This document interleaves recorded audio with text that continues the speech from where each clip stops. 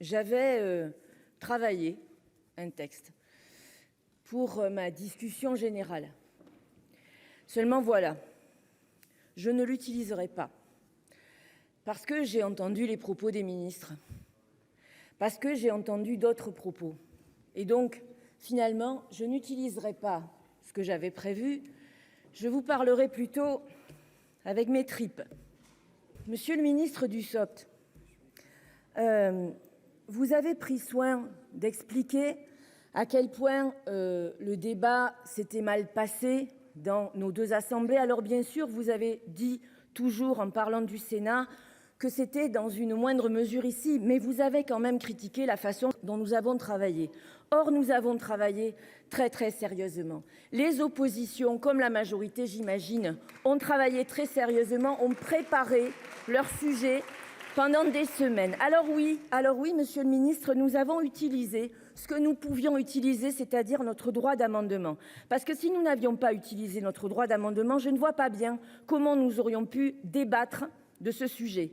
Vous aviez tout fait, en commençant par le choix du véhicule législatif, pour nous empêcher d'aller au fond de ce sujet et de débattre le plus longtemps possible. Donc oui, nous avons rajouté des amendements parce que nous voulions, oui, vous pousser jusque dans vos retranchements. Et si nous voulions faire ça, c'est parce que nous accompagnons le mouvement social et ces millions de salariés qui ne veulent pas du report de l'âge de la retraite. Quant à vous, monsieur le ministre Attal, vous nous promettez l'enfer. Comme d'habitude, la faillite, l'enfer, tout ça n'est pas sérieux. Nous savons qu'il y aura effectivement, peut-être, des déficits à l'aune de 13 milliards d'euros dans quelques années. Et nous avons proposé d'autres possibilités pour combler ces déficits. Ça vous fait beaucoup sourire, mais je pense que les salariés aujourd'hui n'auront pas envie de rire. Quant à la CMP, on nous dit la CMP d'hier a permis de trouver un compromis. Une CMP, c'est une CMP. Tout le monde ici sait comment ça se passe et de quoi il s'agit. Donc les compromis, ils n'ont pas été trouvés hier dans la journée. La CMP, elle a duré parce qu'une fois de plus, nous vous avons obligés, nous avons contraints à aller sur tous les articles. Mais tout était bouclé hier matin.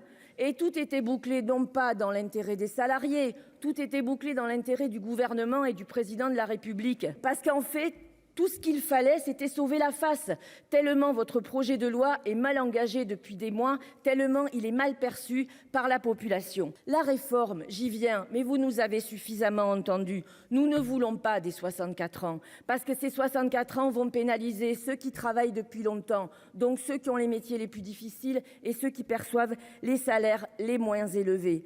Alors vous avez apporté des mesures, on va dire, d'atténuation. Les contrats seniors.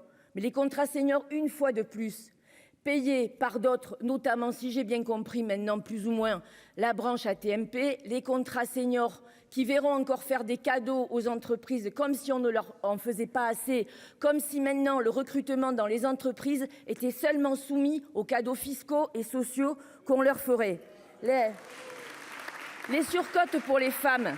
J'ai déjà eu l'occasion d'expliquer plusieurs fois qu'aujourd'hui, une femme qui arrive à 62 ans avec tous ses trimestres, qui décide de travailler jusqu'à 64 ans à 10% de surcote, là, elle décidera plus, elle y sera obligée et on lui donnera royalement 5% de surcote. Les petites pensions, mais quel fiasco! Mais quel fiasco! Après nous avoir raconté que 2 millions de Français qui ont les plus petites pensions verraient leur retraite s'améliorer alors que nous savons que ce n'est pas vrai. Quant aux carrières longues, je suis désolée de vous dire, malgré tous vos efforts, que personne n'y comprend rien.